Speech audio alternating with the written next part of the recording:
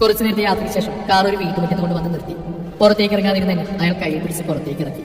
അവിടുത്തെ അമ്മ എനിക്ക് നിലവിളക്ക് നൽകി അവിടുത്തെ മരുമകളായി സ്വീകരിച്ച് വിളക്ക് പൂജാമുറിയിൽ കൊണ്ടുവച്ചു. അപ്പോഴേക്കും കുറെ ആൾക്കാരുടെ ചുറ്റുമുടി പരിചയപ്പെടാനായി. അതിനിടയ്ക്ക് അയാൾ എങ്ങോട്ട് പോകുന്ന ഞാൻ കണ്ടു. ആരൊക്കെയോ വന്ന് പരിചയപ്പെടുന്നുണ്ടായിരുന്നു. അവർ ചോദിക്കുന്നവർക്ക് ഞാൻ എന്തൊക്കെയോ പറഞ്ഞു. ഒന്ന് കരയാൻ പോലും സ്വാതന്ത്ര്യമില്ലാത്ത അവസ്ഥ. എല്ലാവരും പരിചയപ്പെട്ടൊക്കെ മതി, ഞങ്ങളുടെ അടുത്ത് ഞങ്ങളൊന്ന് പരിചയപ്പെട്ടെ. അതും പറഞ്ഞ് രണ്ടുപേരും റൂമിലേക്ക് കൊണ്ടുപോയി. ആയി എടുത്ത് രണ്ടുപേരും ഒരേ സ്ഥലത്ത് എന്നോട് പറഞ്ഞു. ഞാൻ അയുക്തിരക്കുക അക്കു എന്ന് വിളിക്കും. പിന്നെ തന്നെ പാരട്ടയുടെ പെങ്ങൾ അഫിത്താറുക അവിയെന്നെല്ലാവരും വിളിക്കും.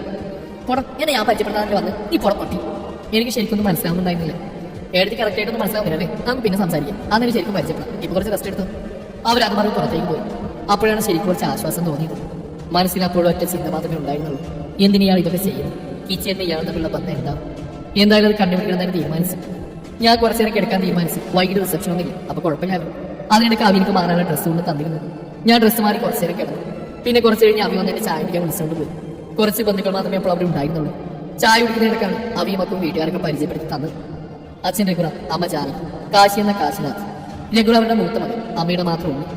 അവിയാക്കും ഇരട്ടകളാണ്. കാശിയേക്കാൾ 8 വയസ്സിന് ഇളയതാണ് അവർ രണ്ടുപേരും. ഇപ്പൊ +2 കഴിഞ്ഞിട്ടേ ഉള്ളൂ.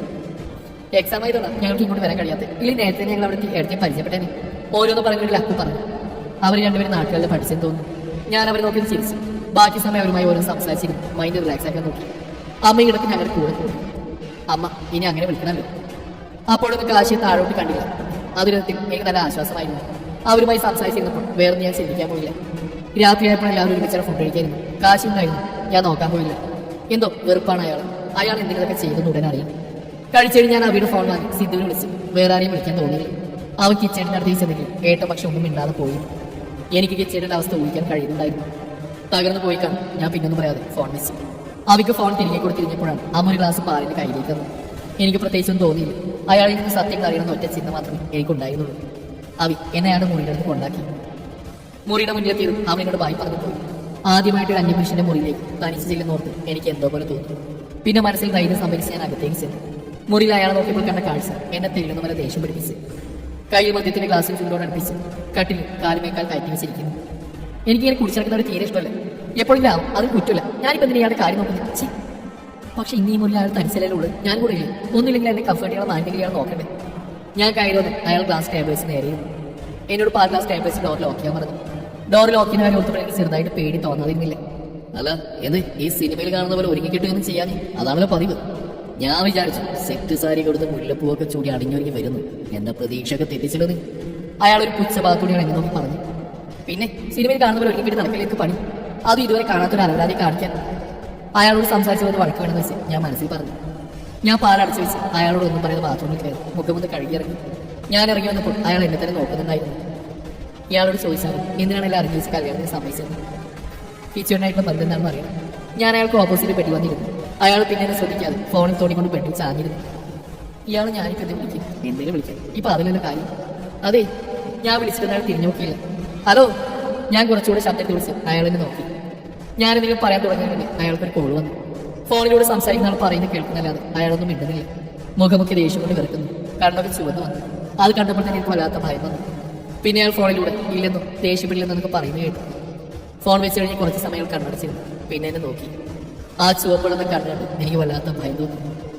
നീ എന്നാ പറയാമെന്ന് അയാൾ ചോദിച്ചിട്ട് മറുപടി പറയണമെന്നുണ്ടെങ്കിൽ അയാളുടെ ആ ഭാവം കണ്ട് പറയാനുള്ളതൊന്നും പറയാൻ പറ്റാത്ത പോലെ എനിക്ക് തോന്നി. ഞാൻ എങ്ങനെയോ ധൈര്യം സംഭരിച്ച് ചോദിച്ചു, നിങ്ങൾക്ക് ഈ ചേട്ടനെ എങ്ങനെ അറിയാം? എന്തിനാ ഞങ്ങളുടെ തമ്മിൽ ഇഷ്ടത്തിനാണ് കല്യാണത്തിന് സമ്മതിച്ചത്? ഈ ചേട്ടന്റെ പേടിയിട്ടത് ആ കണ്ണിൽ പകയാണെന്ന് ഞാൻ കണ്ടു. റൂമിൽ നിന്ന് ഇറങ്ങി ഓടിയാണെന്ന് എനിക്ക് തോന്നി. എന്ത് അവന് ഈ കാശിയെ പറ്റി അവന്റെ ഡ്രൈവറിനെ പറ്റി പൊന്നുമോൾക്കൊന്നും പറഞ്ഞു തന്നില്ലേ? അങ്ങനെ വരാൻ വഴിയില്ലല്ലോ. അയാൾ ഒരു മറിയെ ആക്കിക്കൊണ്ടാണ് പറയുന്നത്. ഞാനില്ലെന്ന് തലയാനക്കി. ചോദിച്ചതിന് ഉത്തരം തരണം, അല്ലാതെ ഈ തലയാട്ടിൽ വേണ്ട കേട്ടല്ലോ. ഞാൻ അറിയാതെ വീണ്ടും തലയാട്ടി. അയാൾ നോക്കി പേടിപ്പിച്ചപ്പോഴാണ് എനിക്ക് കാര്യം മനസ്സിലായത്. കേട്ടു, ഞാൻ അപ്പോൾ തന്നെ പറഞ്ഞു. ഇനിയും സമയം ഇഷ്ടംപോലെ കിടക്കൂലേ, നമുക്ക് സാവധാനമെല്ലാം അറിയാം. എല്ലാം കൂടി ഒറ്റയടിക്ക് പറഞ്ഞു അതിലൊരു ത്രില്ല് കിട്ടൂല. അപ്പോ മോൾ കിടന്നുറങ്ങാൻ നോക്കൂ എന്ന് പറഞ്ഞാൽ അയാൾ ഏറ്റവും ഭാഗ്യം വെട്ടിക്കയറി കിടന്നു. ഞാൻ എന്ത് ചെയ്യണമെന്ന് അറിയാതെ ഒരു എത്തുപിടിയില്ലാ നിന്നു. ഇയാളുടെ അടുത്ത് ഞാൻ എന്തായാലും കിടക്കില്ല. താഴെ കിടന്നാലും ഞാൻ ബെഡ്ഷീറ്റും തലയിലും പതിയെടുത്ത് താഴെ കിടന്നു. എന്തുകൊണ്ടും എന്റെ കണ്ണൊക്കെ നിറഞ്ഞു. എന്റെ വിവാഹത്തെ പറ്റി എന്തൊക്കെ പ്രതീക്ഷകളായി നയിക്കുള്ളൂ. ഈ ചേട്ടന്റെ കൂടെ സന്തോഷത്തോടെ ജീവിതം തുടങ്ങാൻ ആഗ്രഹിച്ച് ഞാൻ ഇപ്പോൾ എത്തിയിരിക്കുന്ന അവസ്ഥ അതൊരിക്കലും പ്രതീക്ഷിക്കാത്തതായിരുന്നു. മുറിയിൽ ഏറ്റു വീണ് തുടങ്ങി അതിലൂടെ ഒരു അലർച്ചയും കേട്ടു. ഞാൻ വേഗം ഞെട്ടിപ്പിടിഞ്ഞ് വെച്ചു. മോളിൽ കയറി കിടക്കണി. എനിക്കെന്നാ മാറാൻ വീതമുണ്ടോ മാറിക്കിടക്കാൻ? ഇതേപോലെ വല്ലതും മനസ്സിലോടിക്കാതെ ഇവിടെ കൂടെ അവസാനിപ്പിച്ചോ. എന്റെ താലിയും കെടുത്തിട്ട് കണ്ടവനെ ആലോചിച്ചിരിക്കാൻ നീ സ്വപ്നത്തിൽ പോലും കരുതണ്ട. ഇവിടുന്ന് ആരും നിന്നെ കൊണ്ടുപോവില്ല. എന്റെ കയ്യിൽ നിന്നെ തട്ടിയെടുക്കാനുള്ള വ്യാമോഹം ആർക്കും വേണ്ട. കേട്ടല്ലോ, കയറി കിടക്കടി. അയാൾ വീണ്ടും ഒച്ചയെടുത്തു. ഞാൻ ബെഡിൽ കയറി. അയാൾ താഴെ ബെഡ്ഷീറ്റ് തറയിലെടുത്ത് നേരെ എറിഞ്ഞു. എന്റെ മുഖത്ത് വീണ പുറത്ത് ഞാനെടുത്തു. അയാളെ രൂക്ഷമായി നോക്കി. എന്താണ് ഈ നോക്കി പേടിപ്പിക്കുന്നു? മര്യാദ കയറി കിടക്കാൻ നോക്ക്. ഞാൻ പിന്നൊന്നും പറഞ്ഞില്ല. അയാൾ ഇങ്ങനെ വല്ലതും ചെയ്താലെന്ന് പേടി എനിക്കില്ലാതില്ല. പോരാത്തിന് എനിക്ക് പരിചയമില്ലാത്ത ആൾക്കാർ. ഞാൻ വേഗം പുറപ്പെടുത്ത് തലവഴി പേഴ്സ് കിടന്നു.